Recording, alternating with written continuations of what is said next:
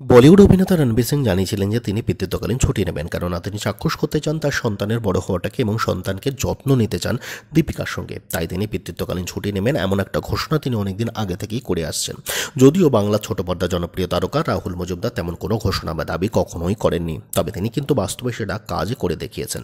সন্তানের জন্মের আগেই তিনি জনপ্রিয় সিরিয়াল হরগৌরী পাইস হোটেল থেকে নিজেকে সরিয়ে নিয়েছেন, যদিও বা তার পিছনেও কিছু কারণও ছিল। চলতি জনপ্রিয় সিরিয়াল থেকে একটা মুখ্য অভিনেতা সরে যাওয়া কিন্তু অবশ্যই সেই অভিনেতার জীবনের কেরিয়ারের দিক থেকে কিন্তু অবশ্যই একটা বাজে সিদ্ধান্ত হতে পারে, কেননা এইরকম সিদ্ধান্ত কিন্তু তাকে ব্যাকফায়ারও করতে পারে, অর্থাৎ তার কেরিয়ারকে ডুবিয়েও দিতে পারে। কিন্তু তা সত্ত্বেও তার নিজের কেরিয়ারের কথা, অর্থাৎ অভিনয় কেরিয়ারের কথা না ভেবে তিনি তার সন্তান এবং তার স্ত্রীর পাশে থাকাটাকে বেশি গুরুত্ব দিয়েছেন। তার জন্য তিনি কিন্তু অবশ্যই রণবীরের মতো কোনো রকম ঘোষণা বা দাবি করেননি, তিনি কিন্তু বাস্তবে সেটা করে দেখিয়েছেন। বর্তমানে সন্তানের জন্মের পর কিন্তু কন্যা সন্তানকে নিয়ে কিন্তু তিনি বেশ ব্যস্ত রয়েছেন। তা কবে অভিনয়ে ফিরছেন এই অভিনেতা, সবকিছু যদি ঠিক থাকে তবে পুজোর পরে কিন্তু অভিনয়ে যোগদান করতে চলেছেন রাহুল। এবার নিজের বাড়ির সামনেই হেনস্থার শিকার হলেন কোন গোপনে মন ভেসেছে সিরিয়ালে কর্মরত জনপ্রিয় অভিনেত্রী মিশমি দাস। যদিও শুধু মিশমি নন, মিশমির মতে হেনস্থা করা হয়েছে তার মা এবং তার আত্মীয়কেও।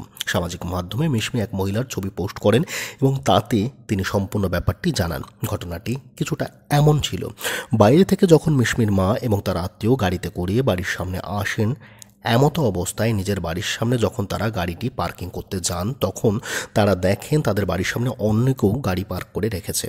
তাই তাদের গাড়ি পার্ক করা যাচ্ছিল না, যেহেতু সেখানে অন্য কারো গাড়ি পার্কিং করা ছিল। তখন ওই অভিনেত্রীর মা যখন ছবির মহিলাকে গাড়ি সরিয়ে নিয়ে যেতে বলেন, তখন ছবির মহিলা তাকে অকথ্য ভাষায় গালিগালাজ করতে থাকেন এবং তাকে হুমকি দিতে থাকেন।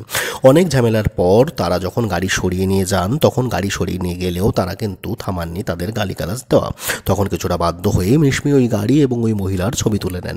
পরে যখন মিশমি দাস নিজের গাড়িতে উঠতে যান, তখন ওই মহিলা তাকে বাধা দেন এবং তাকে বলেন ওই ছবি মুছে দিতে। কিন্তু অভিনেত্রী ওনার কথা না শুনলে তার উপর জোর খাটাতে লাগেন ওই মহিলা। শুধু তাই নয়, যখন মিশমি দাস নিজের গাড়িতে উঠতে যান, তখন ওই মহিলা মিশমি দাসের ছবি তুলে বলেন, ফিল্ম ইন্ডাস্ট্রির নাম খারাপ কি করে করি দেখুন এবার। সামাজিক মাধ্যমে মিশমি দাস করা তার পোস্টে প্রশ্ন তোলেন যে সে যদি নিজের বাড়িতেই নিরাপদ না থাকেন তবে রাস্তায় কিভাবে নিরাপদ থাকবেন। সামাজিক মাধ্যমে করা নিজের পোস্টে মিশমি দাস কিন্তু কলকাতা পুলিশকে ট্যাগ করেছেন। তিনি কিন্তু আরও জানিয়েছেন যে তিনি যখন সেখান থেকে নিজের গাড়ি নিয়ে চলে যান, তখন কিন্তু অভিনেত্রীর মা এবং আত্মীয়কে গালিগালাজ চালিয়ে যান মহিলা। সম্প্রতি অভিনেত্রী পায়েল মুখোপাধ্যায় বা পায়েল মুখার্জিও হেনস্থার শিকার হয়েছিলেন। ঘটনার পর রীতিমতো আতঙ্কে রয়েছেন অভিনেত্রী পায়েল মুখোপাধ্যায়।